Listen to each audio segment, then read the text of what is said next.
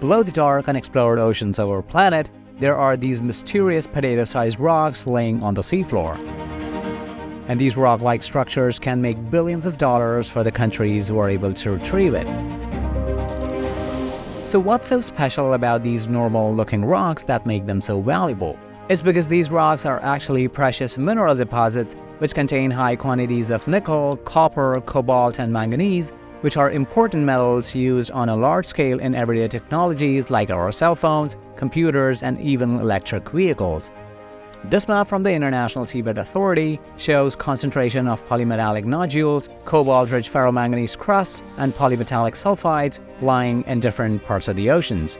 This region in the mid-Pacific, off to the west of North America, called the Clarion-Clipperton Zone, is of special interest because of its high concentration of important metals locked up in these nodules scattered over an area of more than 390,000 square miles. The International Seabed Authority estimates that the total amount of these nodules in the area exceeds 21 billion tons, which is going to be an important part of the supply chain for the increasing needs of these metals in the near future. The nodules found here have an estimated concentration of 6 billion tons of manganese, 0.27 billion tons of nickel, 0.23 billion tons of copper, and 0.05 billion tons of cobalt. But mining them from the seabed comes with a lot of challenges. Areas like the Clarion-Clipperton Zone is located in the international waters, therefore countries like the United States and Canada cannot exercise the rights to explore and exploit these areas exclusively. The ISA has recognized multiple zones in different parts of the seas, including the Clarion-Clipperton Zone, that has the potential to bring a boom in the mining industry. And very conveniently, the ISA has named these zones as the area. And according to the UN Convention on the Law of the Sea, the area and its resources are the common heritage of mankind. As a result, ISA must ensure that activities in the area are undertaken only for peaceful purposes and for the benefit of all humankind, with economic benefits shared equitably, and special consideration is given to the needs of developing nations. Under the same law, all the countries in the world have an exclusive right to exploit resources up to an extent of 200 nautical miles from their coastline, called exclusive economic zones. But unfortunately, EEZs have limited amounts of these nodules, therefore mining them within the exclusive economic zones would not provide a long-term sustainability. Over the period of 8 years, since 2015, the demand for electric vehicles has grown exponentially, which clearly indicates a trend that the world is moving away from gas-powered vehicles that generate a lot of greenhouse gases. And technologies like electric vehicles run on lithium-ion batteries. And metals like lithium, nickel, cobalt, and copper are the main raw materials required to manufacture these batteries. With the world already going through a significant structural change into an energy transition, new mining areas would be required to be tapped in sooner or later before the terrestrial supply runs out. But economic zoning and supply of these resources is just one part of the story. It gets even more interesting when questions are raised regarding the environmental damage seabed mining could cause.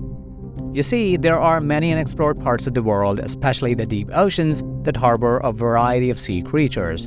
And researchers suggest that deep-sea mining could severely harm marine biodiversity and ecosystems. But the problem with these claims is that it's not a fact, but only an initial hypothesis. Because deep seas are still poorly understood, it becomes very difficult to understand the potential impacts of mining these nodules from the seafloor. Therefore, it is still a standing challenge for the International Seabed Authority to place adequate safeguards and guidelines for the mining companies to protect the marine environment. However, the mining companies argue that deep-sea mining is not like traditional terrestrial mining and therefore would have a minimal impact on marine ecosystems. It's because the technology that is used to mine these nodules is very different from the traditional techniques. Moreover, the nodules are a perfect solution to mine many metals at once because in traditional land mining, to retrieve and process every individual metal, a different site has to be dug up. But seabed mining does not require multiple sites to mine multiple metals. Every metal is packed in just one potato-sized rock, and the way these nodules sit loosely on the seafloor, it becomes possible to retrieve them in a non-destructive manner. A mining vessel or a ship at the surface of the water arrives at the mining location based on sonar scanning of the seabed to locate nodules. Then a remotely operated mining rover is lowered to the seabed. Then the rover starts to move on the seafloor in a pre-assigned manner and starts to scoop up nodules using vacuum.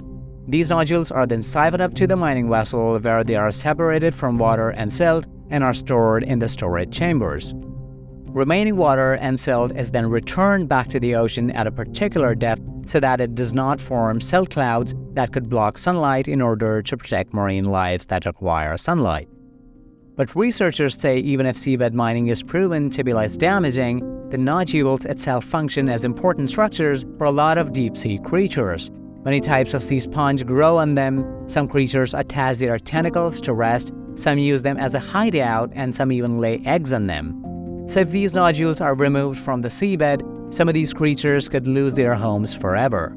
And it's impossible for them to find a new nodule because these nodules take millions of years just to grow to the width of a human hair. But the reality is, mining of resources is predominantly damaging to some extent. And humans have been digging grounds using smoke-spewing heavy machineries for centuries in order to retrieve even common metals like iron and aluminum. This chart shows the level of carbon emissions caused by traditional mining activities that does not only pollute the air, but generates huge amounts of toxic byproducts that are dumped in water and soil, making even them toxic. Moreover, traditional mining causes deforestation, soil erosion, and forces various animals and bird species to migrate. And there are definitely some solutions to curb the adverse effects of terrestrial mining, like recycling. But recycling comes with a lot of challenges of its own. According to the U.S. Environmental Protection Agency, over 30 to 40 million surplus personal computers have been classified as hazardous household waste that will be ready for end-of-life management in the next 5 years. But the problem is most of the people in general do not take e-waste disposal seriously. Electronics like old cell phones, computers, TV remotes, spare batteries keep piling in our homes because they are never introduced in the recycling channel.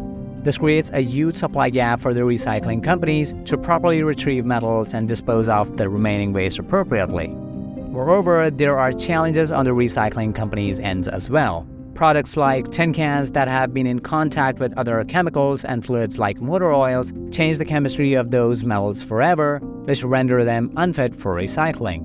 Even though recycling may have a lot of challenges, it is still very profitable to the companies and helps to reduce carbon emissions. But it may not be sufficient to fulfill the rising demands of these metals.